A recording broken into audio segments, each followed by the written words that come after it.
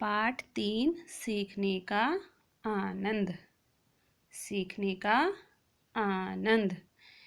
इस पाठ में एक ऋषि पुत्र दत्तात्रेय और एक राजा के विषय में बताया गया है। इस पाठ में बताया गया है कि प्रकृति हमें अनेक चीज़ें देती है, अनेक उपहार देती है और यह हमें हर रूप में कुछ न कुछ सिखाती रहती है। हमें इसको अनदेखा नहीं करना चाहिए। अब देखते हैं इस पाठ में क्या बताया गया है।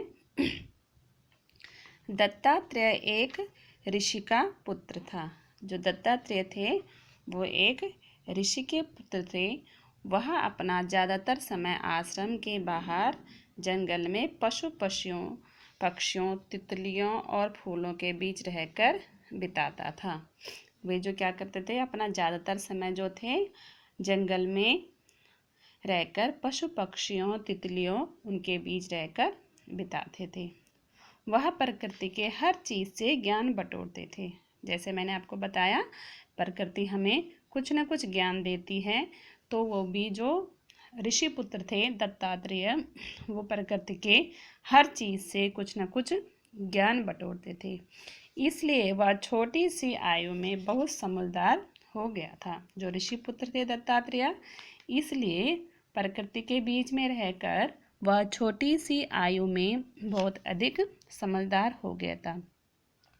उसके चेहरे की चमक सभी को प्रभावित करती थी। जो उसके चेहरे की चमक थी वो सभी को प्रभावित करती थी, सभी को अपनी ओर आकर्षित करती थी।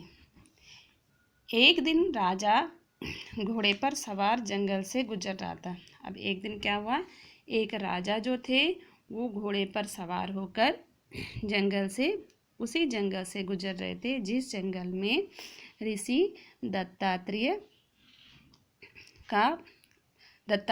रहते थे। उसने इस तेजस्वी बालक को देखा। राजा बालक के तेज से प्रभावित हुए और घोड़ा रोककर उस बालक को देखने लगे। जब उन्होंने उस जंगल में उस सुंदर बालक को देखा, उसके चेहरे के तेज को देखा, तो उन्होंने अपना घोड़ा वहीं पर रोक दिया और उस बालक को ध्यान से देखने लगे। अब क्या हुआ आगे। राजा के मन में उस बालक को जानने की उत्सुकता बढ़ गई। अब राजा सोचने लगे कि इस जंगल में इतना अच्छा बालक जिसके चेहरे पर इतना तेज है वो कौन हो सकता है। वो क्या हो गए, उसको जानने के लिए उनके मन में जिज्ञासा पैदा हो गई। उन्होंने अपना घोड़ा रोका और बालक के पास गए और बालक से पूछा, बालक तुम कहाँ रहते हो, इस घने जंगल में अकेले क्या कर रहे हो। उन्होंने क्या पूछा बालक से कि हे बालक, तुम कहाँ रहते हो और इस घने जंगल में यहाँ पर क्या कर रहे हो। अब देखिए बालक ने क्या उत्तर दिया। महाराज, मैं जंगल के नज़दीक एक आश्रम में रहता हूँ। क्या बोला बालक ने कि महाराज, मैं जंगल के नज़दीक एक आश्रम में रहता हूँ। राजा ने कहा, अच्छा, तुम आश्रम में रहकर विद्या ग्रहण करते हो, तुम्हारे गुरु कौन हैं। महाराज ने क्या पूछा राजा ने कि क्या अच्छा तुम यहाँ आश्रम में रहकर विद्या ग्रहण करते हो, तो मुझे बताओ तुम्हारे गुरु कौन हैं।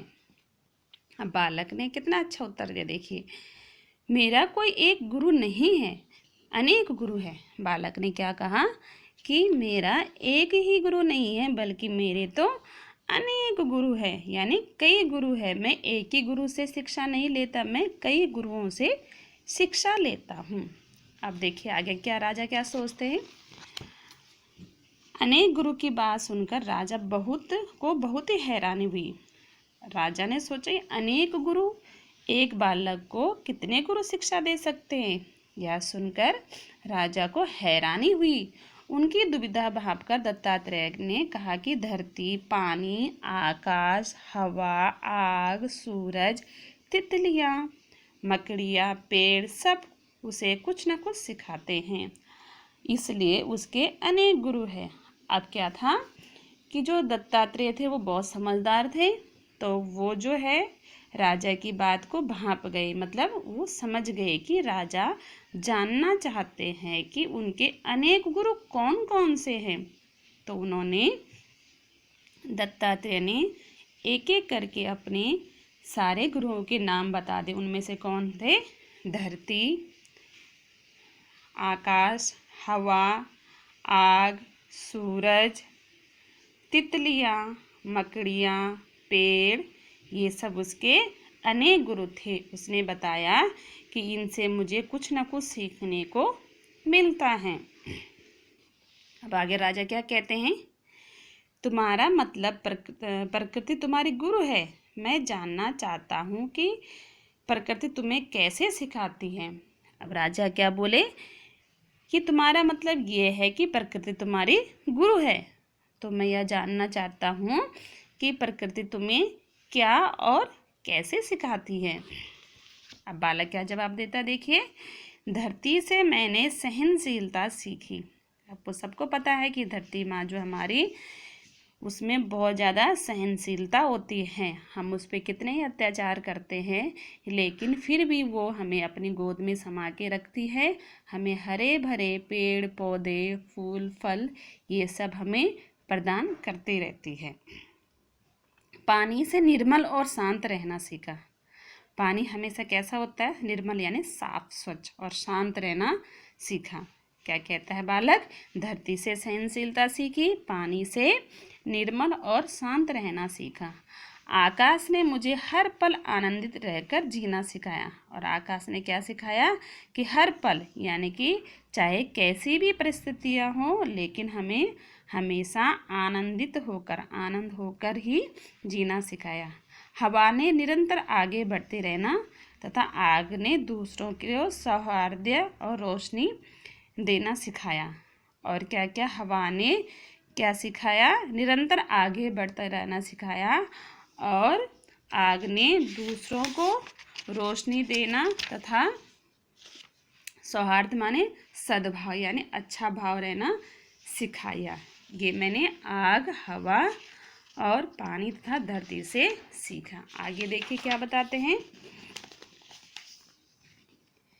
तितलियाँ मुझे जगह जगह से जानकारी इकट्ठा करना सिखाती हैं। और तितलियाँ क्या सिखाती है मुझे?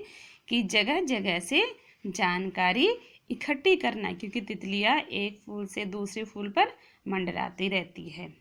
मकड़ियाँ मुझे अपने जाल के बनाने के हुनर से योग्यता निखारना सिखाती। और मकड़ियाँ क्या सिखाती है? कि किस प्रकार से वो जाल बनाती है, उनमें इसका कौन सा हुनर है, ये सिखाती है। पेड़ दूसरों को सब कुछ देने के बाद भी झुकना सिखाते हैं। पेड़ क्या देते हैं? हमें फल देते हैं, फूल देते हैं, छाया देते हैं, और उसके बाद भी झुके रहते हैं। तो पेड़ से बालक ने यह सीखा कि हमेशा झुक के रहना चाहिए। राजा यह सब सुनकर बहुत ही हैरान हुआ, और प्रकृति हमारी कितनी बड़ी गुरु है और हम उसे अनदेखा कर दूसरों में गुरु ढूंढते रहते हैं। और जो राजा जो थे, बालक की इन बातों को से बहुत ज़्यादा हैरान हुए। उनके मन में ख्याल है कि हाँ, वाकई में जो हमारी प्रकृति है वो हमारी बहुत बड़ी गुरु है, और हम हमेशा गुरु ज्ञान ढूंढने के लिए, ज्ञान पाने के लिए दूसरों में गुरु ढूंढते रहते हैं। इस जंगल पर असली हक तुम्हारा है। तुम ही हो जिसने इस जंगल और प्रकृति को सही रूप में जाना है। राजा क्या कहते हैं बालक से? वाकई में जो है, सही मायने में इस जंगल पर असली हक तुम्हारा ही है, और तुम ही हो जिसने इस जंगल को क्या किया है? प्रकृति को और जंगल को सही रूप में जाना है। तो इस प्रकार इस पाठ से हमें यह शिक्षा मिलती है कि हमें प्रकृति अनेक रूप में कुछ न कुछ सिखाती रहती है, इसलिए हमें उससे कुछ न कुछ सीखते रहना चाहिए।